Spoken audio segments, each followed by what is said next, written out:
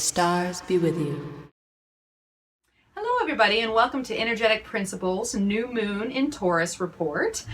This new moon, it will be happening on April 26th or 25th, depending on where you are in the world. For me, it's going to be at 5:16 a.m. Pacific time. The moon will be conjoining the sun at 6 degrees and 27 minutes Taurus, and that moon's ruler is going to be Venus, who is currently at 29 degrees in Pisces. So she will be moving into Aries within the next day or so. We also have Mercury retrograde, who is conjoining Uranus in Aries, and will be making a trine to Saturn in Sagittarius. If that's not enough, we also have a Mars aspect that will be, it's a minor yet slightly irritating aspect that will be talking to Pluto in Capricorn. So let's see how these aspects and this new moon will play out. So how the new moon works is a new moon occurs when the moon saddles up to the sun and it makes a conjunction. And it's a perfect time for new beginnings, where we start to feel the energy that's really deep below that we can't quite see yet. We know it's there and it's brewing, it's burgeoning, it's getting there. And it's like little seeds that have been planted that are just starting to get their way out of the soil. So in this new moon period, we're really just sitting with this energy that's coming to us, and we're starting to set intentions and getting clear on what it is that we want to manifest and how we want to push that up from the ground. It's a great time to do a ritual of some sort or to set new rituals in place, so that we are developing new habits that can help us carry through this lunar cycle. Because after the moon is a new moon, where it conjoins the sun, it'll then have its first quarter, the full moon, the third quarter, and it'll come back around to conjoin the sun once again, which we'll be talking about in Gemini in about a month's time. So right now we're just sitting with that energy and we're just embracing it, because the real action is going to come in that quarter and that full moon phase. So the new moon in Taurus is actually one of the most fertile times to set intentions, because it is the time of year that we start to plant our seeds and to nurture our growth and to see the buds of something, as we put that time and care and intention into manifesting our desires. So a new moon in general is a time to set intention and to build something for a lunar cycle. But this one is not only building for this lunar cycle, but it kind of sets up the whole year as far as the zodiacal cycle is concerned. So take this time to really set those intentions, like really get in touch and get practical about what it is you want to manifest, because there's a lot of magic behind that right now. And with those new seeds that we're planting, we're going to want to put a healthy dose of determination and perseverance behind it, and to develop new habits and maybe get rid of some old habits that aren't working for us, and put new intentions, new habits out there, and just try a whole new way of expressing ourselves and our identity in the way that we manifest things. We just spent this whole Aries season, and we have some other planets that we're about to talk about that are currently still in Aries as well. So we've been doing a lot of identity reparation, in a sense. We've been really developing our ego. And so now this new moon is able to take all those new inclinations we have about ourselves and what it is we want to put out there in the world, and take it to the next level. This is also a great new moon to set intentions to get more stability in our life, whether it's financial stability, emotional stability, mental stability, however that looks for you. We do want to cultivate some type of foundation and stability at this time so that we can get a little more comfortable with our lives, because everybody likes comfort, right? So what can we do at this time to create just a stronger foundation, so that we are more comfortable in our everyday selves? A Taurus new moon is also a time that we might want to get in touch with nature. Taurus really speaks to nature, and within that, nature speaks to us while in Taurus. So you might want to go out and spend the first day or two of the new moon communing with nature more, go out in solitude, and really just experience the magnanimous surroundings, you know, that the greenery, the smells, the sights, the way the wind feels, all those sensual, you know, that what pleases the senses. Go out there and experience nature. Really experience, because it's talking to you. It's there, and you should listen, because there's a lot of insight that can be gained at this time by just spending a little time in nature and listening to the wisdom that she has to share. This is also a time where we might want to get in tune with the changes that we can make in our own life to be a little more helpful to Mother Nature. So you could either brainstorm in the spirit of Earth Day and March on Science that just happened.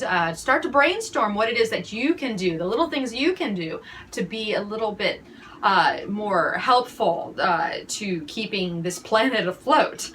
Whether it's a change that you make in your daily life, or joining a group or an organization and volunteering your time to help with you know, nature crises that are very real. This would be an excellent time to do that in Taurus. So to see what area in your life you might want to set intentions for this new moon, check out my Sun in Taurus video that I posted last week. I do a rundown of each sign and their rising sign of where you can use this Taurus energy to your best ability. So did you know that every degree of the zodiac has its own symbol? This is what we call the Sabian symbols. And one of the most famous people to work with Sabian symbols is Dane Rudyard. And Rudyard says about the degree for our new moon, 7 degrees Taurus, he paints the picture of the woman of Samaria at the ancestral wall. So what does that mean?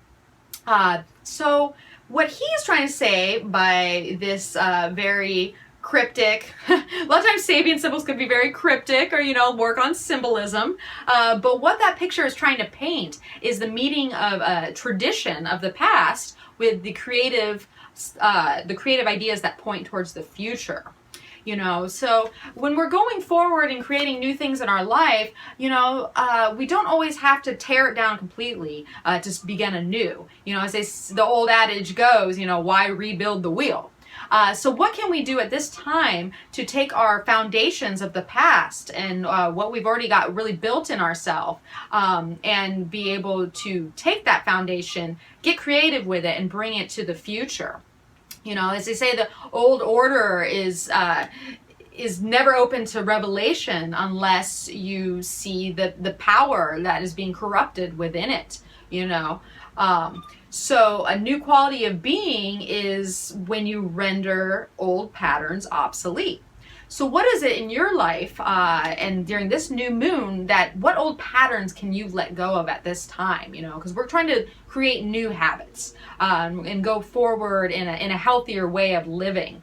So this is a great time to get in touch with what it is that needs to fall away from your life in that habitual thinking of some sort. So let's add some new patterns to our life that will take us to new places that we've never been and that we want to go. So the ruler of this new moon is our gal Venus, who is currently at 29 degrees Pisces. So she has had a bit of a rough ride lately. She just completed her retrograde period, which she doesn't do every day. It happens every about 18 months. So we just went through a Venus retrograde period where she was squaring Saturn in Sagittarius. She's conjunct Chiron in Pisces, and she's just been getting a makeover. And not a typical Venus makeover that she would normally jump at the chance to get. This one might have been a little more difficult, where we're learning lessons and how we relate and how we give love and how we socialize and just our, you know, feminine nature in general. So know that she has had a bit of a ride lately. So, and it's not quite over yet because she's moving into Aries in the next day or so. And Aries is the sign of her detriment, which means that it's not the most favorable place for her to be in. She is going to have to work that much harder to be her normal Venus self in Aries. So be aware that while she's in Aries, she might be a little more impulsive about certain things that are Venusian of interest. So be aware that you might find that impulse to buy that big ticket item without thoroughly thinking it through. So know that if you want to purchase something, take that special time and just sit with it for a second and make sure that you really can need it and you just don't want it. And also Venus in Aries can get a little fiery around romance. So if you have some new love interest pop into your life at this time, you know, it's not 100% sure that it's going to go this way, but just know that Venus in Aries likes the chase. So something that comes up at this time could be hot and fiery at first, but then kind of fizzle out into a, you know, so it can be quite the experience. And, you know, if you want to have some fun, but just know that Venus in Aries likes the chase.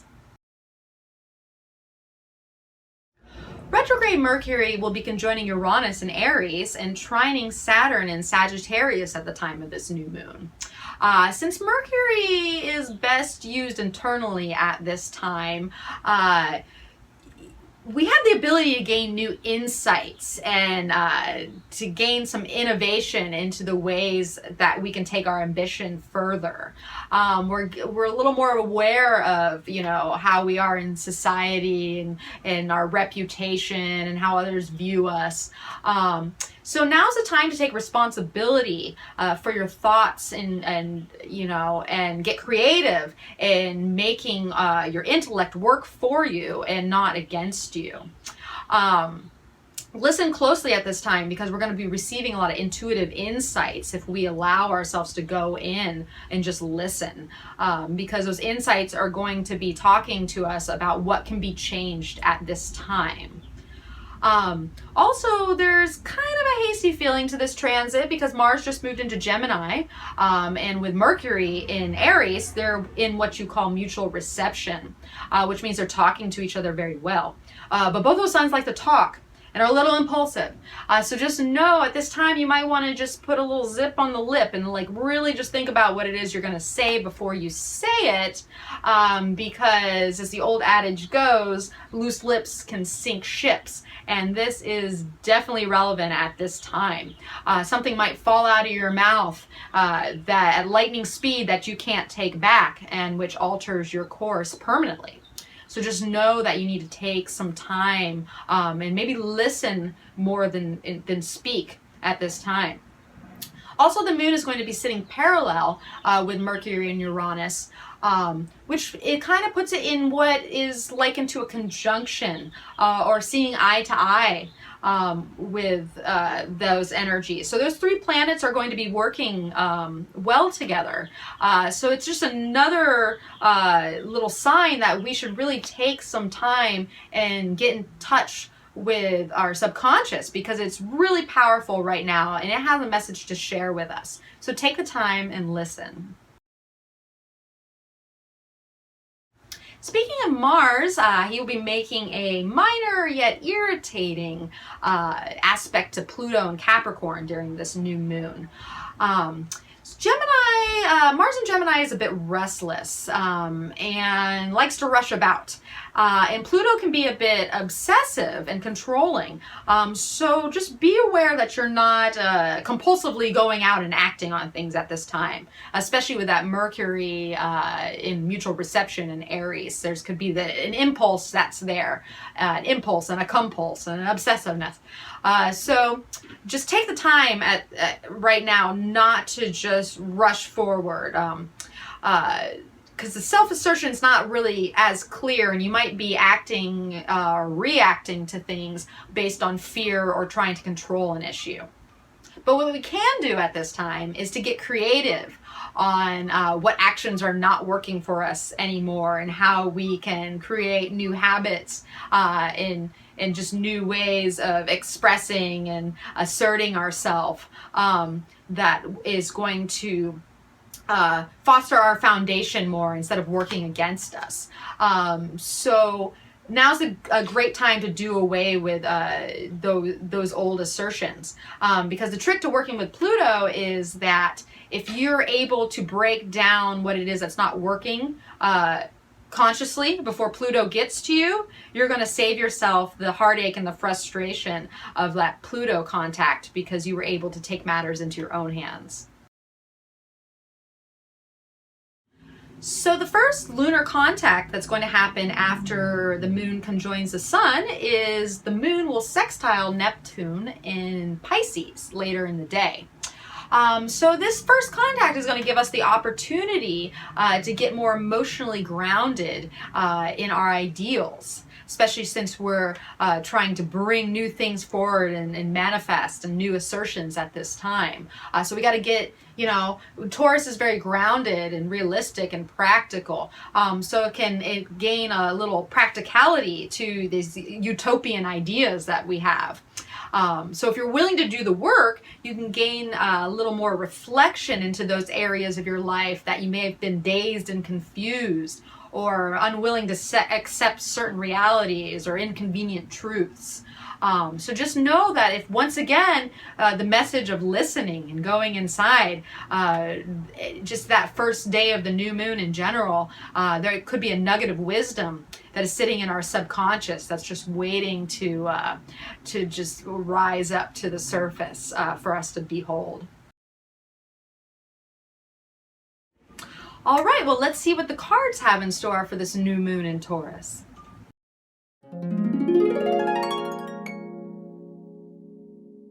So we have the Hierophant for our focus and the Mother of Pentacles for our grounding.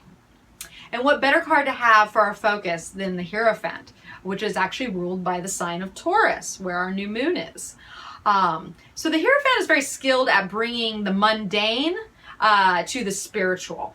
And he really brings out the treasures of the superconscious down to our personal level of awareness. So once again, we're reinforcing this message of listening, taking this few first days of the new moon to listen and really get in touch with what spirit is trying to tell us right now. Because if you're always talking to yourself, you can't really listen to the messages that are trying to be communicated. It's also very much a time to deepen your practice with something and to form new rituals and new habits. The Hierophant is all about forming a commitment, like really being committed to something or someone or whatever it is you need to commit to. Because a lot of times we stand with one foot in the water and one foot out. And, we're kind of half committed, we feel we are, but if we're not fully 100% behind this commitment, we're not going to be able to manifest what it is that we're trying to manifest. So now's the time to really focus on making a commitment to something. Also, it's a great time to really thirst. You're going to have a hunger for knowledge, and you're going to want to quench that thirst. So it's a great time to go out looking for a mentor of some sort, or you might become the mentor to someone, or you might join a group of people, of like-minded people that are able to carry you further down your path as an organization. As they say, when the student is ready, the teacher will appear. So that could be something that happens at this time.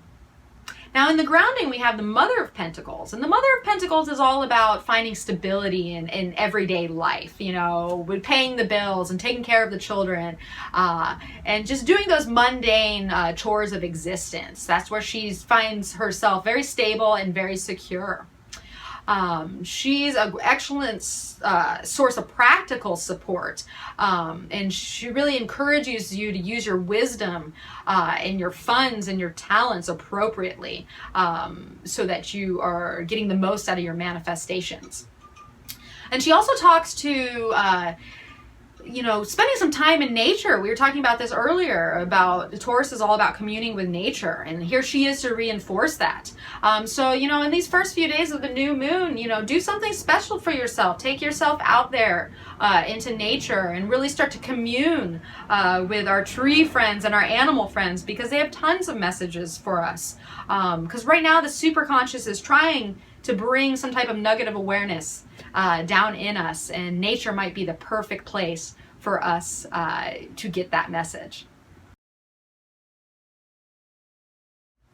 Thank you everybody for tuning in, and if you want to find out more information about me or look into a personal reading, I can be found at energeticprinciples.com or on Instagram at energeticprinciples, or on Facebook at, you guessed it, Energetic Principles. So I hope everyone has a fabulous new moon in Taurus, and as always, may the stars be with you.